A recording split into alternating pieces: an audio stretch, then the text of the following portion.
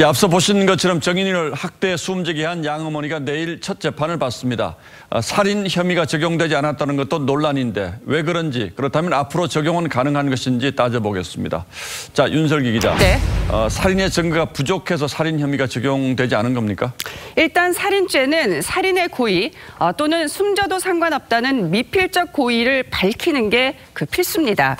그런데 학대가 오랜 기간 은밀히 이뤄져 이 고의성 입증이 쉽지가 않고 양모 역시 고의가 없었는데 결과적으로 아이가 숨졌다는 식으로 주장하고 있죠. 이런 상황 때문에 살인죄 대신 이 아동학대치사죄가 적용된 걸로 보입니다.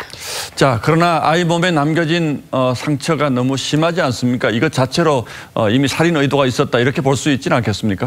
이 검찰이 정인이의 부검 재감정을 법의학자들에게 의뢰한 이유가 바로 이 때문입니다. 법조계는 이 재감정 결과를 핵심 증거로 주목하는데요. 그 이유가 뭔지 들어보실까요? 물리력의 형태라든지 또 대상 부위, 횟수, 강도 또는 도구를 사용했는지 설사 실수로 파열을 일으켰다라고 이제 가해자가 주장을 한다 하더라도 사망할 때까지 방치했던 행위는 명백한 살인의 고의에 의한 것. 검찰은 이 감정 결과를 토대로 공소장에 살인죄 혐의 추가를 검토 중인 것으로 알려졌습니다. 자, 그런데 살인죄와 지금 적용돼 있는 아동학대치사죄는 처벌에서 차이가 많이 납니까?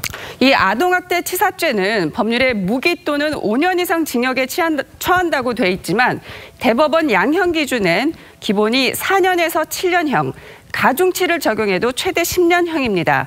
징역 10년에서 16년형을 기본으로 무기징역 이상도 가능한 살인죄보다 처벌이 가볍죠.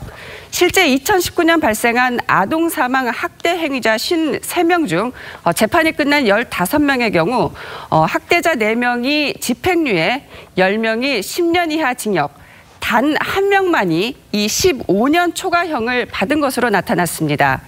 살인죄 적용이 힘들면 아동학대치사죄의 양형 기준이라도 높였어야 했는데 그러지 못해 약한 처벌이 이어지고 있죠.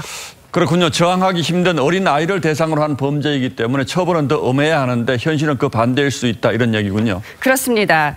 여기에 부모 자식이란 관계도 이 아동학대 범죄의 민낯을 드러내는 데는 한계로 작용하는 게 엄연한 현실이죠. 부모의 마음에 가장 한되는 것은 아이를 앞세우는 게 통념이기 때문에 설마 부모가 아이를 죽일 수 있을까? 죽이려고 할까? 살인죄로 거의 안 가요. 그러니까 부모 자식 관계이기 때문에 예방도 처벌도 오히려 더 어려운 법의 사각지대가 있을 수 있다 이런 얘기군요. 그렇습니다. 예, 안타깝습니다. 윤설기 기자 잘 들었습니다.